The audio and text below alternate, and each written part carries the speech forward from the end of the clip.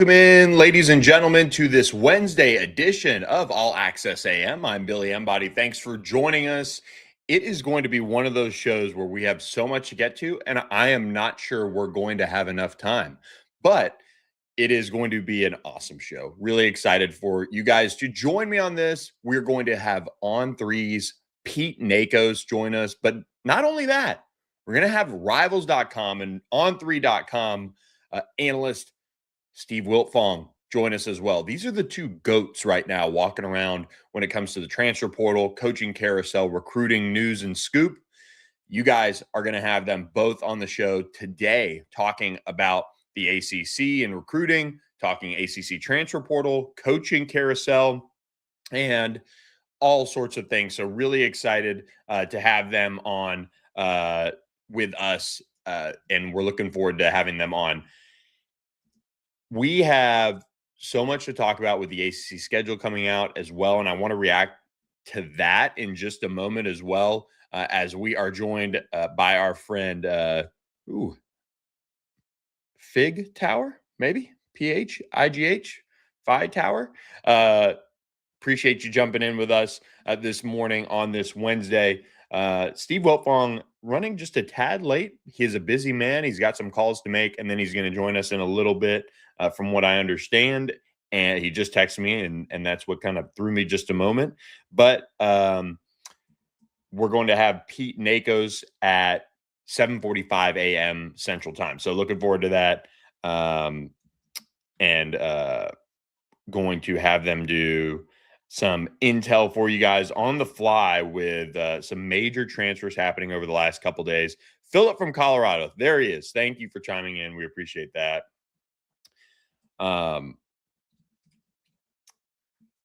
Let's get into the ACC schedule release. But before we do, we are presented by on Wednesdays our friends at OPW Solutions. OPW Solutions, they are your best-in-class commercial services company that work with reliability, integrity, and care. They're fully insured. They're bonded as well. They work in North Texas, Oklahoma, Arkansas. I just saw they opened a new warehouse to help better serve the Norman community, which is going to need all sorts of commercial landscape work after the college football playoff home game they're hosting this weekend. So whether it be your commercial landscaping, your power washing, your snow and ice control, your fence repair, Christmas lights, parking lot services, and more, OPW Solutions can help you manage all of that. So make sure you reach out to them today to get your 2026 started off on the right path with 214-444-2305. A call right there will save you so much pain and time dealing with some of this stuff as a business owner. You could also email them info@opwsolutions.com. Again, opwsolutions.com is where you can find more on what OPW Solutions can offer you. Like I said, it is a jam-packed show. Steve Wiltfong will join us at 7:20 a.m. Central Time. The coaching carousel continues to turn, but also the transfer portal is really heating up. I saw somebody tweet something that was very on point, and you could tell which schools pay their players on the 15th because we saw plenty of announcements come down on, what is it, Tuesday, Monday and Tuesday of this week. So things are heating up. Steve is going to join us to talk about some of that, as well as Pete Nakos will hit on some of that with some ACC schools involved with some huge transfers. Okay, enough with me fumbling away the beginning of this show. You ever have those mornings where if you're a parent, you got to get the booger sucker out for your kid, and you got to hold them down, and you got to get those out, and they're going to wrestle, they're going to scream. Well, not only did I just do that, not kidding. My son Jack certainly has had his cases of all of the daycare bugs going around this holiday season, and I ran right in here right at 7:01 to start the show. But that is what it feels like when the ACC is going through this scheduling model change. They're having to arm wrestle all sorts of different programs to figure out scheduling conflicts, to figure out, well, we're going to play 12 teams this year, 5 teams next year. We're going to always have one rotating 8-game slate of conference games. It is a mess. The ACC schedule model that was just released on Tuesday, the updated 2026 conference opponents came out.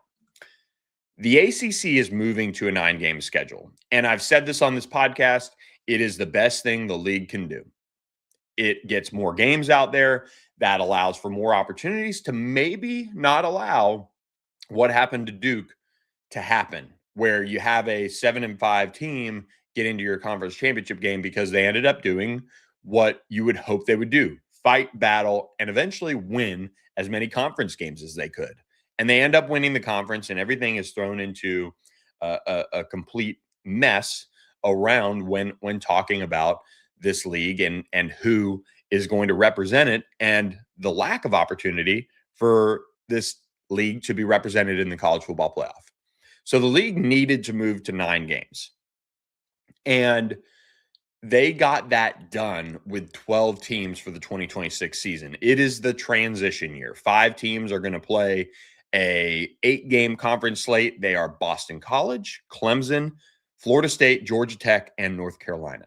And some of that has to do with scheduling conflicts. Some of that has to do with just kind of making it all work. And then they're going to have one team starting in 2027 rotate around with it being one 8-game schedule, from what I understand. So pretty good opportunity for the league to get to what will amount to a 9-game conference schedule. And when you look at what the ACC gets from that, they get further clarity with what their programs are going to have as far as win-loss record in the conference. That should is a key word, allow the cream of the crop with the terms of the teams that, like a Miami who took care of business in a non-conference situation with wins against Notre Dame, Florida, USF, that whole slate that they played. It'll allow them that opportunity to maybe have had one more game on their slate that was a league game, and then they end up getting that extra win that pushes them over the top at a 7-2 to get to Charlotte. Maybe that game would have been against Duke.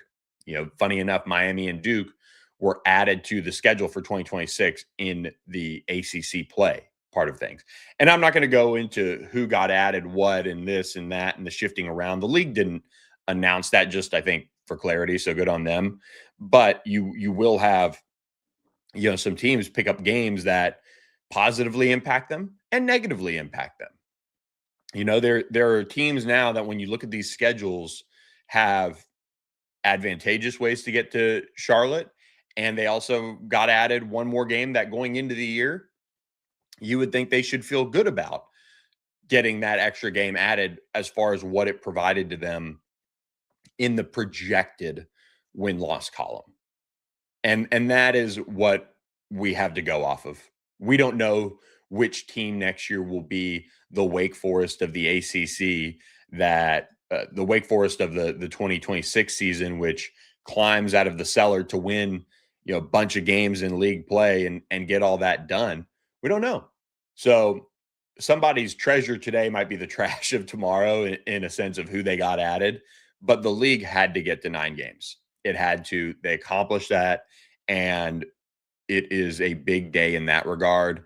And despite the mess that they're going to have to deal with as far as 2026 potentially, with teams playing an 8-game and a 9-game schedule, you're going to have clarity more likely than not with some teams that, should have another loss, maybe don't have another, things like that. And I'm not trying to sit here and say, oh, wow, this is all great and this is all well and good. This is started from conferences being too big. This is started from college football and realignment that has gone out of whack. Like, that's why we're all in this position. If the ACC was an 18-team league, obviously it would be huge, but at least it'd be even and we wouldn't have any sort of mess at all. But all of this is not necessarily the ACC's fault either. They added SMU, Clemson, SMU, Cal, and Stanford to help solidify the league and be in a position where they should be on a stronger path moving forward. Moving to a 9-game schedule helps that. And it gives the ACC another opportunity to get a better quality game on an ESPN, on a ESPN2, on a maybe even an ABC. So that's another positive of this as well, that ESPN obviously had to approve this piece as well of that puzzle. So fascinating time in terms of the schedule and how they're going to eventually announce the tiebreaker as well for this. But it is a much better deal for the ACC to get to 9 games, and especially starting in 2027, where there's just going to be that one team hanging out in the 8-game purgatory. That is a good thing.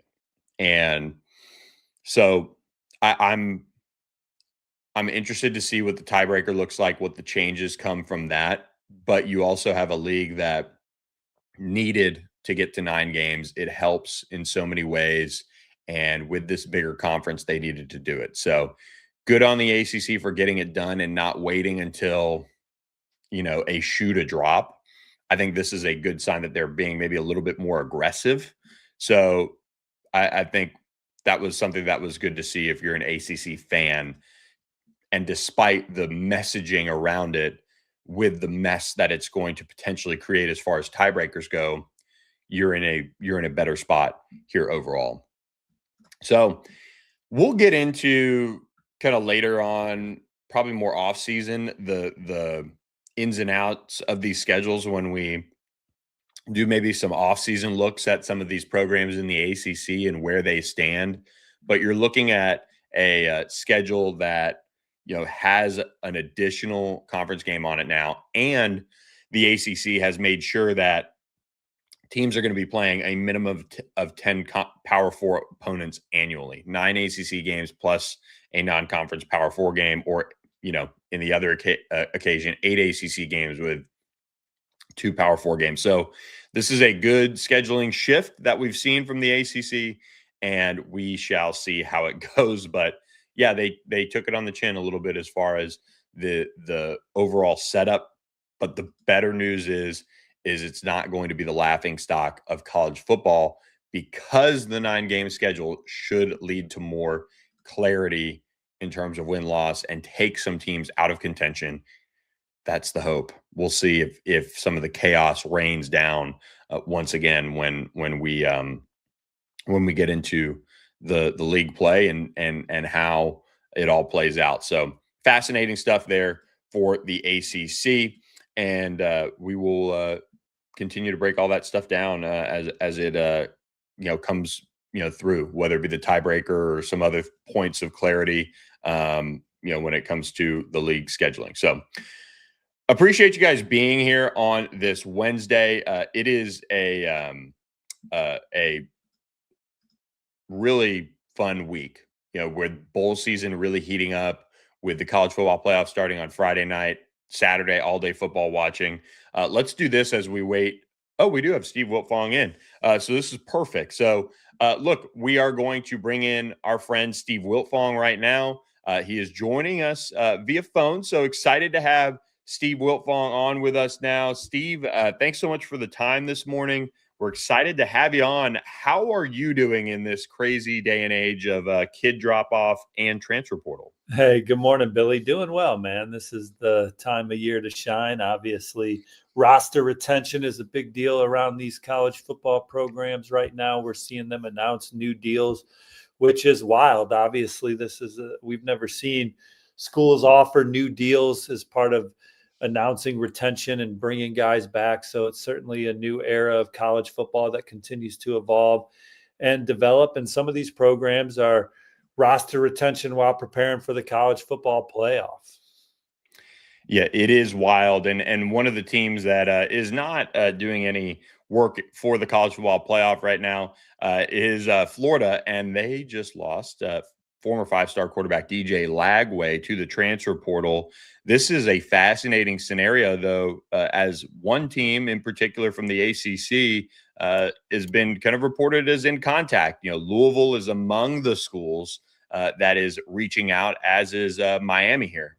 Well, DJ Lagway, just kind of talking to his representation during the coaching change, Coach Brahm was someone that I think that they would have been very excited about getting the job at Florida because of his offensive acumen and how he's been able to develop quarterbacks that have come to him through the transfer portal, his innovative offensive mind. And so easy to see why Louisville is a program of interest for DJ Lagway right now. And when you look at a program like Miami and what Miami is looking to do in the portal, what is your sense going into the transfer portal world where they're trying to find the quarterback of their future with Carson Beck on the way out as well? Well, I think that they have a lot of ammunition to talk to the best quarterbacks in the country in the transfer portal because of the success that they've had through the portal. Cam Ward comes in and ultimately becomes the number one pick in the NFL draft. And Carson Beck is amongst the leaders in a lot of passing categories in the ACC, including quarterback rating, has Miami playing in the college football playoff this weekend. Miami is a place where they invest in that position. And so there's a lot to like if you're a high profile transfer portal quarterback. And I think the Miami roster holistically has gotten more talented every year of the Mario Cristobal era. So whoever takes the captain's chair next year has a chance to be out there with one of Miami's more talented rosters. And when you look at Mario Cristobal, just a recruiter at heart, let's stop there for just a moment and talk about this top-ranked recruiting class in the ACC. Miami getting it done on the trail once again and landing a class that sits inside the top 10. They landed a 5-star in Jackson Cantwell. Let's go back to that recruitment. What stood out to you about the job Miami did with Jackson Cantwell? Well, that was a modern recruitment with a flair of old school recruiting. He wanted to play for who he thought was the best offensive line coach in the country. And he thinks it's Coach Mirabal, has always thought that. And the cohesion and chemistry that Coach Mirabal and Coach Cristobal have together, the emphasis on the offensive line, Coach Cristobal's track record of coaching that position, guys like Panay Sewell. He saw the proof in the pudding that Miami can develop offensive linemen at a high level, Francis Maigoa being the latest. Then certainly being able to be competitive in the market of modern recruiting also helped Miami in this recruitment. So it was a combination of both. They beat Georgia, they beat Oregon. For Jackson Cantwell, there were times where Georgia led. Oregon was always a school of interest. But Miami, nobody recruited him harder than Miami. The outreach from Cristobal, Coach Mirabal, those coaches connected with him more than any other coach in the process. So yes, Miami checked all the boxes from a modern recruiting standpoint, but they also built a great relationship with Jackson Cantwell, and he believes it's the program that can get the best out of him as a player. When you look at schools like Clemson that kind of fell off, you look at Florida State that is trying to claw its way back. Those two end up in the top 4 recruiting classes of the ACC, top 25 hauls for them. Have you seen, when you looked at what Clemson has done, any change in their approach, particularly balancing that high school and transfer portal recruiting now? Well, when you look at this Clemson class, you see a guy like Naeem Burrows and hope that he can evolve into the type of receivers that Clemson had during the glory years. I mean, Clemson has taken a step back as a football program because they just haven't had the same talent that they had when they were competing for national championships and winning 2 of them. They boasted the best quarterback in college football on those teams. They were loaded on the defensive line, and their running back and receiver rooms were stocked full of guys that could put the ball in the end zone on one touch. Clemson has very much struggled to land difference makers out on the perimeter and a quarterback that is an absolute game changer. And so you look at this class, they added Naeem Burrows, Connor Salmon's a receiver that can really run. And you hope that Tate Reynolds is maybe the guy that can evolve into one of those elite quarterbacks on the next level. But you don't see in this class that elite defensive line group that helped catapult Clemson to so many championships in the ACC and put them in playoff contention. And that was always one of their calling cards. And even when they weren't maybe competing for a national title, but they were a program that was going to be in the college football playoff, they were still dominant in the front 7. And that was spearheaded by the defensive line. So we'll see what happens with Clemson. And then Florida State, number 2 class in the ACC, number 14 nationally. I think defensively, this is an exciting class. If you're Florida State, these are some guys that can really help your program get back on track. There's just not going to be a lot of time. They have to win now. So the transfer portal is going to be massive for Florida State. They have to find a difference maker at quarterback. That's certainly where it begins. Everybody knows that. But this is a recruiting class that defensively checks a lot of boxes. Got some weapons at the wide receiver position in Jason Lopez and Devin Carter. But Florida State, transfer portal heavy, or I don't see much of a change for them this coming fall. And I look at the ACC with the quarterback position as we transition a little bit back to that transfer portal era that we're in right now. One guy who is necessarily a Miami target early on. It's weird how we talk about things like this, but a guy like CJ Bailey, who I thought has done a terrific job of doing more with less at NC State. He's a South Florida native, Miami in the market for a quarterback, of course. Is there any buzz building around the retention of CJ Bailey, or, Miami or other programs looking into him? Well, obviously in this era, CJ Bailey, someone that you're going to mark as a player that could be primed to go into the portal and would bring a lot of excitement around him. Miami's a place that I think will be able to land one of the top 2 or 3 quarterbacks in the portal. So it'll be interesting to see who they decide to go on. And Florida State, I want to bring it back to Florida State real quick, Billy. Their football team this year, their offensive line is going to have a lot of turnover at the end of the season, which might be a good thing, but certainly still need to get able-bodied players in there that can play at a high level in the ACC, or the Coach Norvell era comes to an end after this season.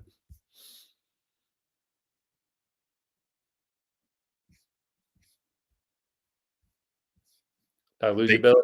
They get Herb Hand in there. They get Gus Malzahn in there to be the offensive coordinator. It looked like Tommy Castellanos took steps in the right direction, but just not enough consistency. So they're trying to find that, and it sounds like they're getting some overhauls in the personnel department as well. But one program that did see a lot of overhaul this offseason, Virginia Tech. You're very familiar with James Franklin's work. He's an outstanding football coach, a great recruiter as well. Virginia Tech has seen that pay off in dividends in a big way. Yeah, when he walked in the door, they had the nation's number 108 or 118th ranked recruiting class, got up to number 27. A lot of these guys were committed to James Franklin and his off-field staff at Penn State. But look, with James Franklin, you're going to get a guy that's going to bring in a culture, a hard-nosed football team that's going to get after you defensively, make a lot of plays behind the line of scrimmage, be physical, be not scared to play against any opponent week in and week out. Offensively, they're going to want to run the ball. And so I think it was a tremendous hire. 12 years at Penn State, several New Year's Six Bowls, a Big Ten championship, a college football playoff Final Four appearance. Those New Year's Six Bowls in today's era, that would equate to college football playoff appearances. I think Penn State would have been a regular in the college football playoff under the current landscape under Coach Franklin. And he's brought a lot of excitement to Virginia Tech, and I think he's got a chip on his shoulder. I think he's reinvigorated. He's excited to be in Blacksburg and ready to show Penn State and the brass there that they made a mistake letting him go midway through his 12th season at Penn State with all the success they had. And he was able to quickly show that the relationships that he has on the recruiting trail translated. Those were guys that had a connection with James Franklin. It's not like Brian Kelly at LSU where the recruits don't know you, or at Notre Dame. And so when you take a new job, they follow. These recruits knew James Franklin, knew him for years. So when Terry Wiggins, 4-star linebacker, Messiah Mickens, 4-star running back, they see James Franklin take a job to Virginia Tech, they want to follow him because they connected with him. They trust him. They know his resume, what he's been able to do, the players he's developed in every position room. Quarterback Troy Hune, he was waiting on where James Franklin landed, 4-star quarterback from California. He lands at Virginia Tech, quickly sets up a visit, ends up in the fold for the Hokies. So he's a player's coach, looks out for his players. demands a lot from them on the football field. And it's been a long time since Virginia Tech's been relevant, but they're going to head into the season looking to have a quick turnaround. It'll be exciting to see what they do in the transfer portal, and it won't be long before they're one of the class teams in the ACC. You hear a lot about investment and spending these days. Virginia Tech getting into the mix right away for another highly touted quarterback, a top 100 prospect in Peter Bork. You had a report on On3 and Rivals.com. Make sure you guys pick up a subscription for just $1 to see what Steve Wiltfong and others are reporting out there. But Peter Bork is an interesting name that has been committed to Michigan. He's a well-known name nationally.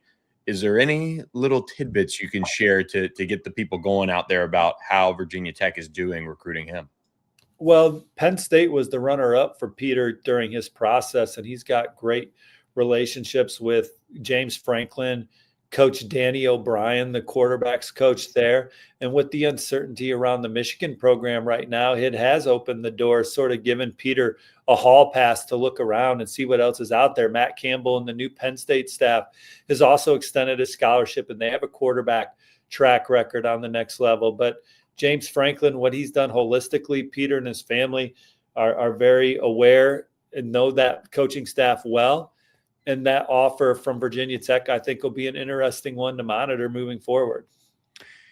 When you look at the ACC, are there any schools in particular that really caught your eye this recruiting cycle? Obviously, the finish from Virginia Tech was outstanding, and what they were able to put together with James Franklin. But this is a league that needs to level up a little bit on the recruiting trail. You're seeing the investment from Virginia Tech. Clemson's always among the top. Miami, we know.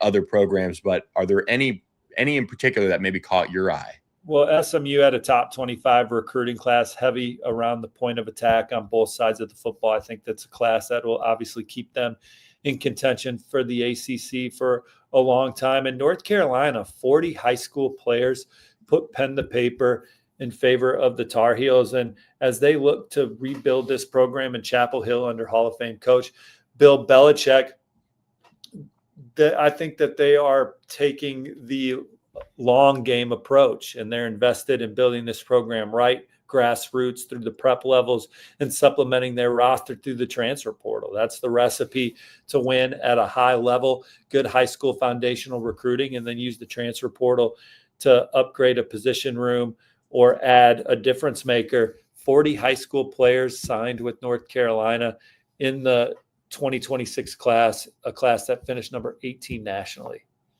It is always interesting to follow the recruiting world through your eyes, Steve. And one last thing, just tell people, what's your day like, when you're going through it right now in this crazy time of year, and we'll get you out of here before we take any more time up. Look, no different than others. We, wake up, punch the clock, work the phone line, shake some trees. Connections reach out to you, you reach out, put some feelers out there, and next thing you know, the day is over. And sometimes we work evenings in this business. Awesome. Steve, thanks so much for the time. We really appreciate it, and can't wait to catch up again next time. Yeah, take care. Happy holidays, everyone. All right, there you go. Steve Wiltfong, one of the legends in this business. We really appreciate his time in this busy season. Like you said, happy holidays. And in the holiday spirit, let's talk about one of our supporters. The La La Land Foundation is one of the most incredible groups that I've been lucky enough to be a part of. And the La La Land Foundation is built on kindness. It is a movement that is an extension of the La La Land Kind Cafe, which you should go to lalalandcafe.com to find your local La La Land cafe, lalalandkindcafe.com, and find your local La La Land to learn more about what it's all about. When you walk in a La La Land Kind Cafe, you feel the kindness. You feel that it's genuine, and it starts at the top, everybody involved, and it has now taken form in this foundation. And we encourage you, as you get closer to moving into 2026, to find ways to get involved with the La La Land Foundation, whether it's monetary donations, whether it be in kind, whether it be through events or mentorship. This is a foundation based on helping young adults really move into true adulthood as they transition out of some tough situations, the foster care system, certain things like that. And it is astounding to watch these young people turn into real life adults. Like Steve said, we punch the clock, we do all these things. But the La La Land Foundation is also about helping them turn into really just people, and how you operate on a day-to-day basis, things that most people take for granted as far as knowing what to do or social settings and things like that. The La La Land Foundation helps make the world a better place, and it starts with the kindness that it shares with everyone that it comes in contact with. So thrilled to be a part of the La La Land Foundation's work. And if you're also looking to support from a corporate level, they're looking for that as well as they continue to expand. If you want to go and find out different ways to get involved, there's a tab on their website, and you can do that. You can donate in kind. You can do the corporate sponsorship route. You can volunteer. So this holiday season, think about how to get your 2026 off to a fresh start as far as what you're involved with, the people you surround yourself with, and consider the La La Land Foundation. It's an outstanding way to support young people and make the world truly a better place with our friends at the La La Land Foundation. So we appreciate their support of All Access AM. Steve Wiltfong, just a wealth of knowledge. Really can't thank him enough for coming on. It is that time of year where you literally feel like, hey, Steve, or hey, Pete, would you like to come on our show and talk for 15 minutes, as if you're not on the phone enough during the day? So appreciate him coming on. Pete Nakos in about 15 minutes will join us on the show. So excited about that. Do want to touch on a couple things here on ACC basketball, and then we'll get to Pete. I do want to share a reaction to Aaron Philo, the Georgia Tech quarterback entering the transfer portal, or expected to enter the transfer portal, and that entire saga that is unfolding in Atlanta. But tough evening for ACC, the ACC, as Louisville did get blown out, 21 points at Tennessee. A difficult loss for the Cardinals, 83-62. Jacoby Gillespie had 23 points to lead Tennessee to this win. A difficult night for Louisville. Ryan Conwell was able to add 22, but for the most part, this was all Tennessee. It was just a game that Tennessee was able to build a lead at halftime, and then from there they pulled away and just dominated the second half, especially offensively. 49 second half points, just outstanding work from the Volunteers. But it leaves Louisville now 9-2. They're 0-2 away from Louisville as well, so something to monitor there. Obviously, they played a good schedule and things like that, but a difficult loss for the Cardinals. And then Clemson did get a win in good news for the ACC against the SEC. Clemson gets a rivalry win over South Carolina, 68-61. Nice game from Ace Buckner, 19 points on the night for Clemson to lead the way. So Clemson improves to 9-3. They're 7-0 at home, as you would hope in non-conference play, and they continue to move in the right direction there with a win over South Carolina. So big news there for the Tigers to get that win in a rivalry game. Of course, we talked with Jamie Shaw earlier this week. Duke, Texas Tech, Saturday night, 7 p.m. Central on ESPN. Stanford also plays Colorado at 7 p.m. Again, who's doing the scheduling here? Maryland at Virginia, 5 p.m. Central on ESPN.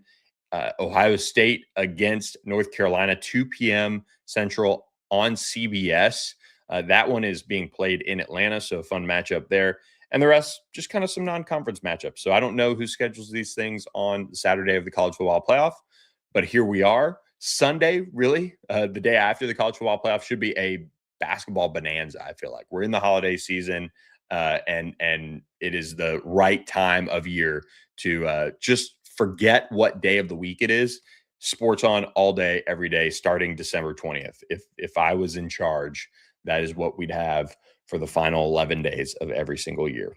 11 a.m. Central, all the way to a late night, maybe a little something after dark. And that is how we'd run our holidays around here. So we hope you guys are getting into the holiday spirit and everybody has safe travels coming up this weekend. If you're going somewhere to kind of kick off a long Christmas weekend and get that going. So we appreciate you guys being here. Again, Phil from Colorado in the chat let us off. Been awesome to have all the support. I do want to remind you guys before we get into Aaron Philo talk, please, All Access AM YouTube channel, go and hit that subscribe button for me. If you're sitting there watching on your computer, please scan the QR code that I just put up on the screen.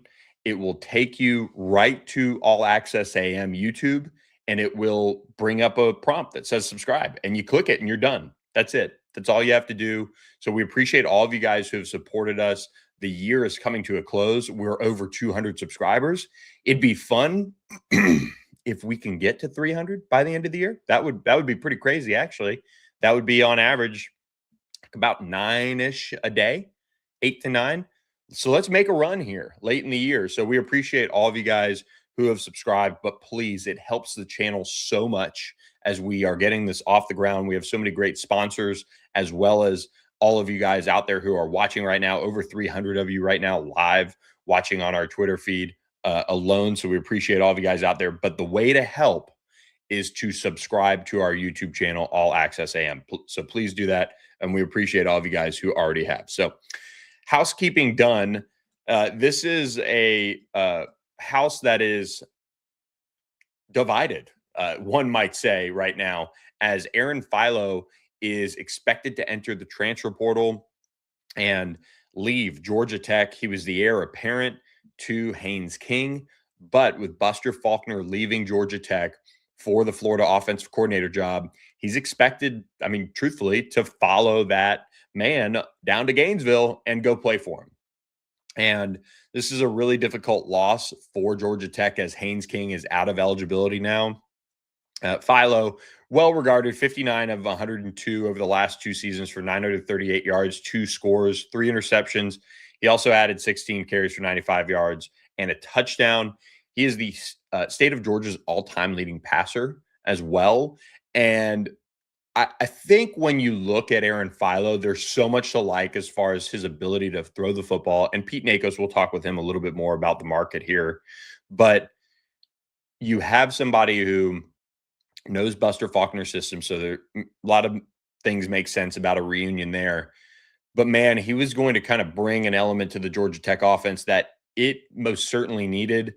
I thought Haynes King was outstanding this year, just the way he put the team on his back. We all know that.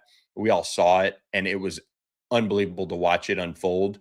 But when you see, I think at times, the clunkiness of the offensive attack from a throwing the football perspective, that is something that stood out to me that Aaron Philo was going to change. He's much more of a, believed to be a polished passer than Haynes King, but instead it'll be, Georgia Tech looking for a new option at quarterback.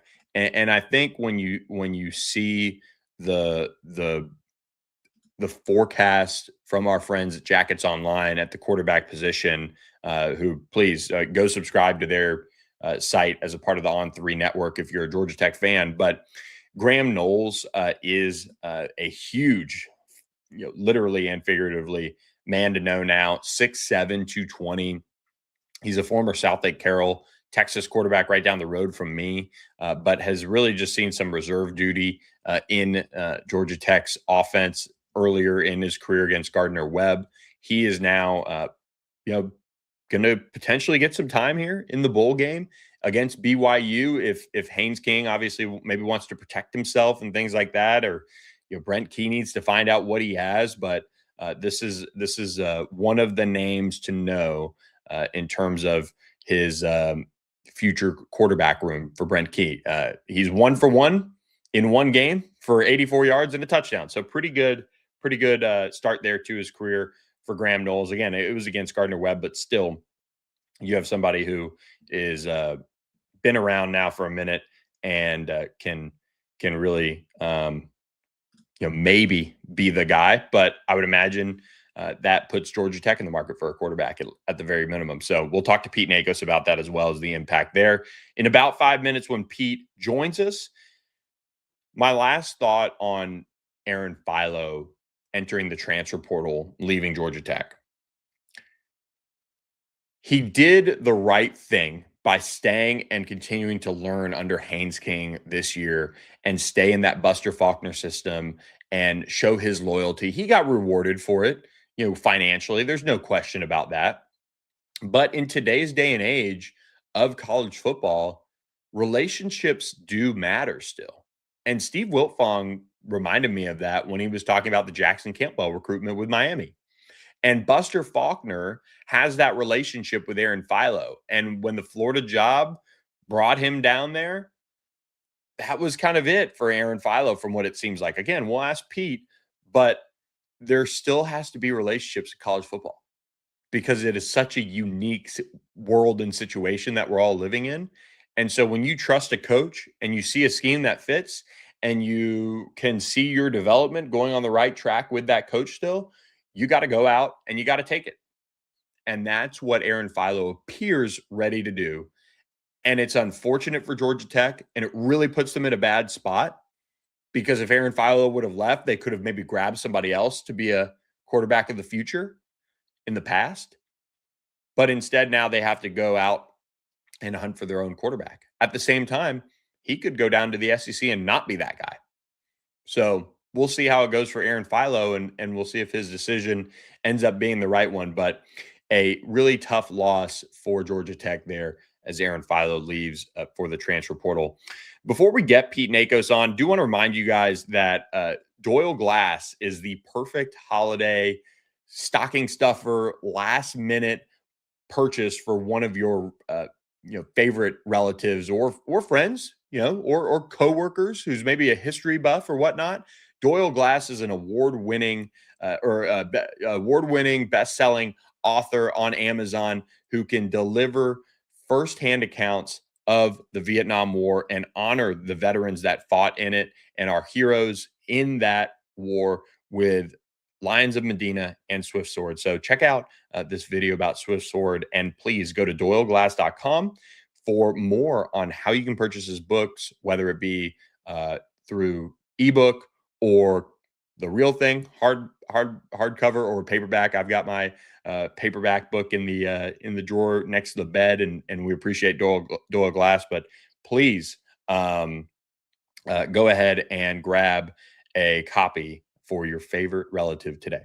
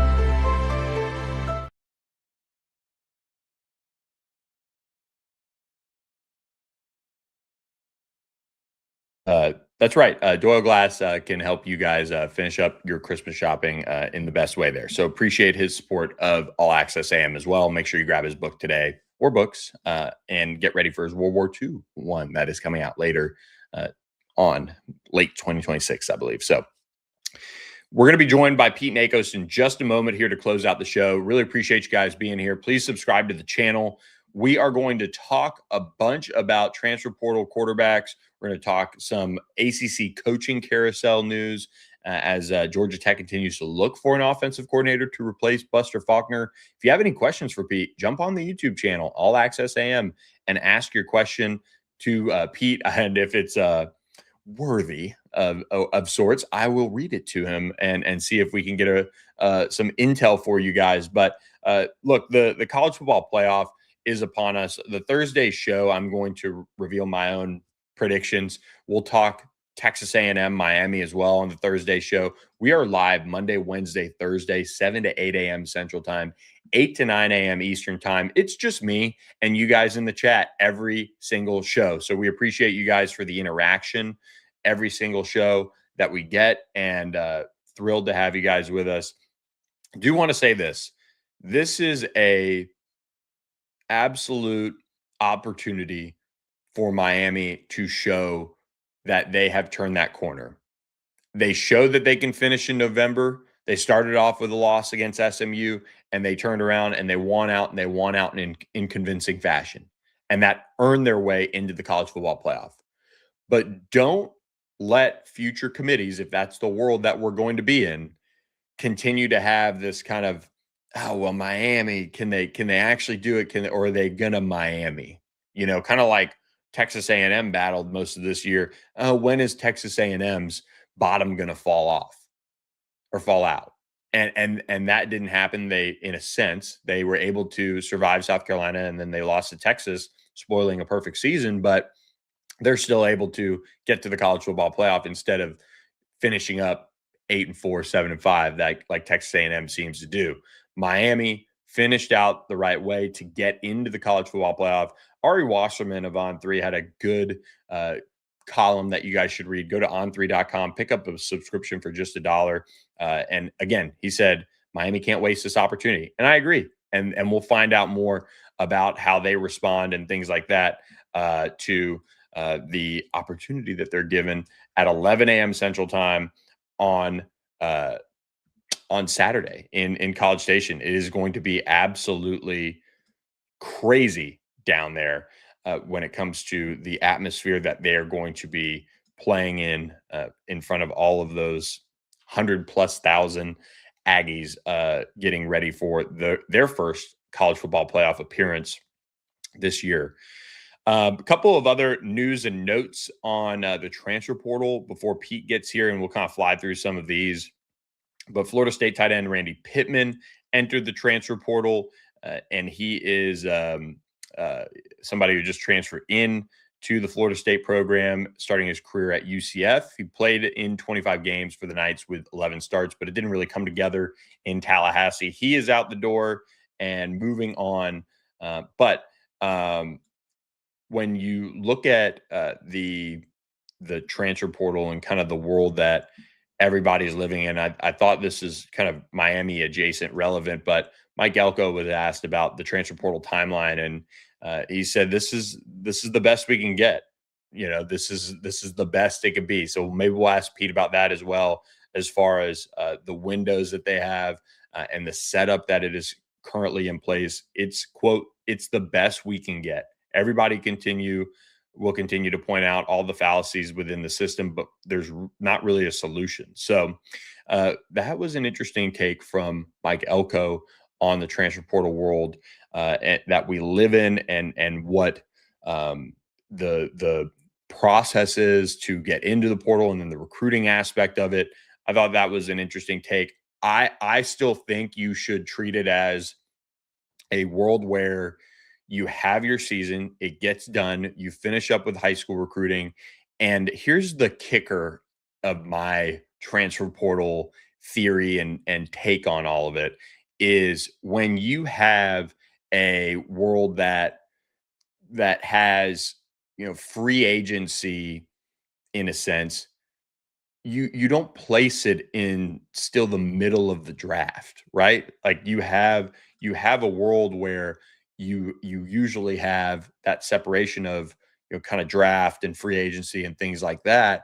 With the transfer portal, this is a world where teams can address their needs, and in the past been able to address their needs twice after seeing what they have in spring ball. I think players should be able to stay where they're at for a spring semester, finish out the academic calendar the right way if they really are student athletes, and let's go through spring ball. Coaches can get a better idea of what they have, what they need, and the fit for all these players in their development.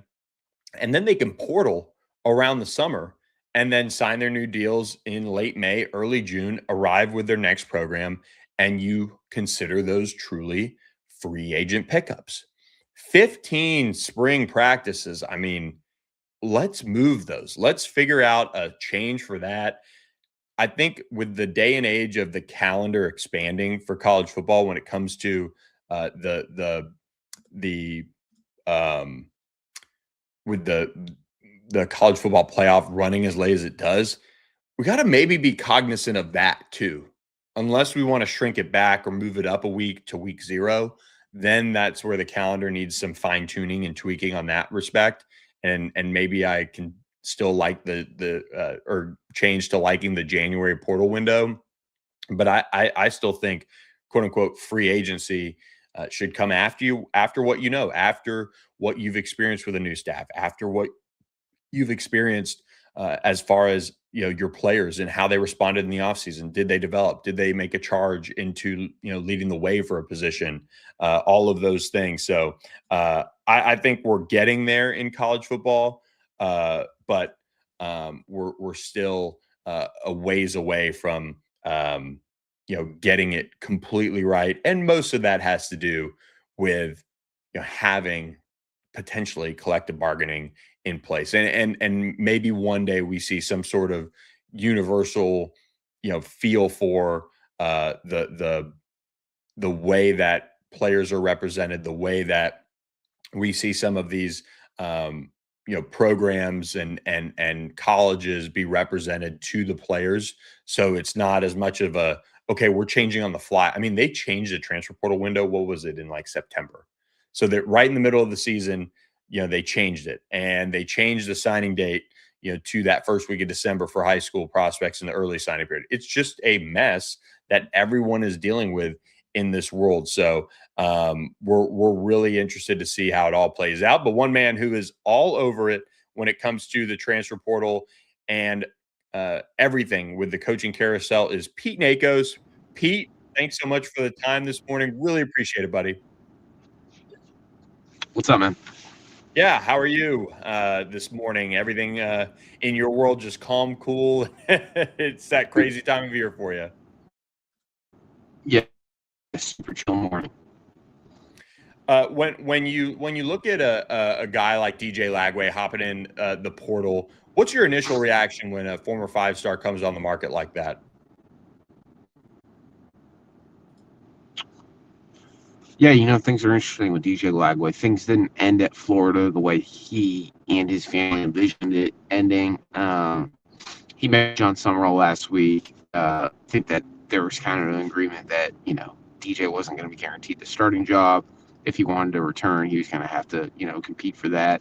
I don't know if I have any, really massive reaction to it other than that. I think I kind of stopped going in the last 10 days. Shocking news of this portal cycle. The more interesting thing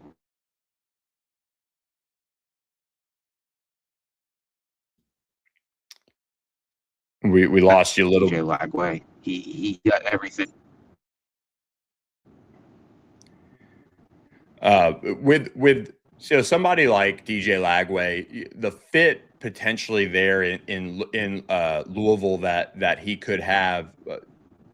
How much is he and quarterbacks like Dylan Raiola really looking at it in that perspective? I mean, in their quote unquote kind of money years of their career. I think that the Well, and we lost Pete Nakos there, so that's fine. So what I was getting at there with Pete is Dylan Raiola, the Nebraska quarterback, did enter the transfer portal, or is going to enter the transfer portal later on, and we'll just get back with Pete. The reception there was a little poor there, so we'll figure that out and have him on again. But when we're looking at these quarterbacks, so many of them have been these highly touted, highly recruited guys. And DJ Lagway and Dylan Raiola are two of those prime examples this cycle for the transfer portal world. You have those two guys that DJ did a ton out of Willis High School in Texas, just becoming this superstar. Dylan Raiola was kind of a prodigy.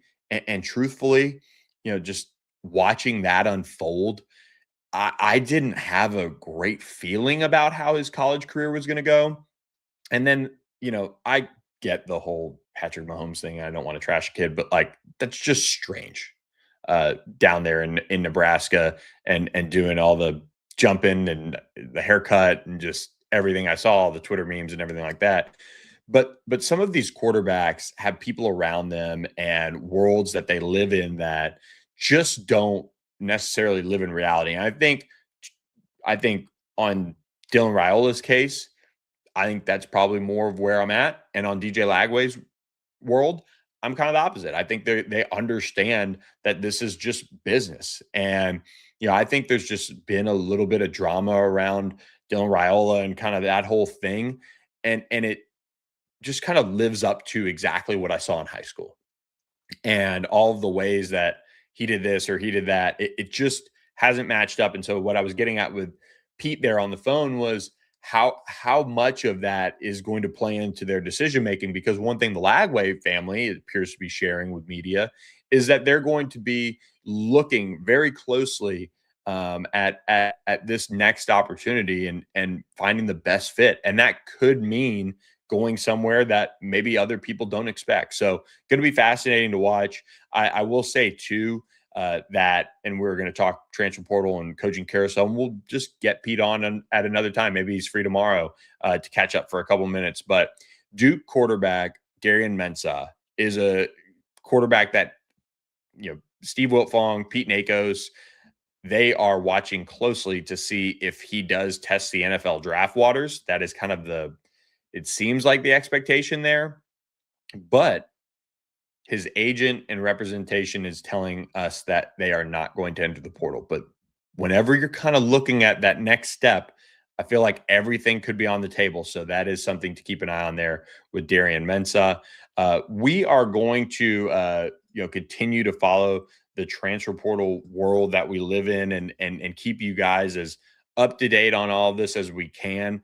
And I think watching the suitors emerge for DJ Lagway and Dylan Raiola is going to have the trickle down effect for a lot of these quarterback searches around the country. LSU's involved in finding a quarterback as well. But Louisville is a program that is keeping tabs on both DJ Lagway and Dylan Raiola. We all know the work that Jeff Brom has been able to do with quarterbacks, Tyler Shook, and what he's done. Look at what he's doing in New Orleans, and looks like he's going to be the quarterback of the future there. But that is going to be a fascinating one to watch from that perspective, because we know the work that Jeff Brom can do with transfer quarterbacks, and it's going to be really interesting to see what happens on that front. So we will keep an eye on it there. And Pete Nakos, of course, will get back on the show. He's been on the show before, and we'll certainly have him on again. So looking forward to that when we do get Steve and Pete on again. But the quarterback market, I think, is going to be out of control for colleges that need quarterbacks. So if you are in the world of a Duke, if you're in the world of a SMU with Kevin Jennings coming back, if you're in the world of CJ Bailey for NC State, it's imperative that you lock those guys in, because otherwise you're going to have to go out and you're going to have to get a new quarterback, and it's going to cost you just an exorbitant amount of money in the transfer portal to go get. So it is a really difficult time to be in the market for a quarterback, but there are options. Drew Mestemaker out of North Texas is in the portal, or expected to be in the portal. Certainly a robust market is emerging on the transfer portal front for the quarterback position on various levels, whether it be highly touted guys who are still young, or whether it be veterans and proven commodities that teams can go after. So we'll talk about that more with Pete next time we have him on. We'll talk about the coaching carousel and get back to the Georgia Tech offensive coordinator search and the North Carolina offensive coordinator search as well. We'll do that whenever we can get Pete back. Hopefully it'll be on Thursday, but if not, he's a busy man, and we'll reconnect with him at a later date. So look, we really appreciate you guys sticking with us on that's a great question from 310 in UK. Has Pitt secured their freshman phenom quarterback? That is a good question. They absolutely need Mason Heinzel back into the fold. Let's see. Let's do a little Twitter search as we close out the show. Do want to thank all of you guys for being in the chat. That right there is what gets me going on my days when I had a beer league hockey game that ended at 11:50 p.m. last night. Get up and get going with you guys 7 to 8 a.m. Central Time. But no, it seems like I would be surprised if Pitt, wasn't able to retain Mason Heinchel. They've got their offensive coordinator in the right situation, Cade Bell, with him, but you never know. It is just and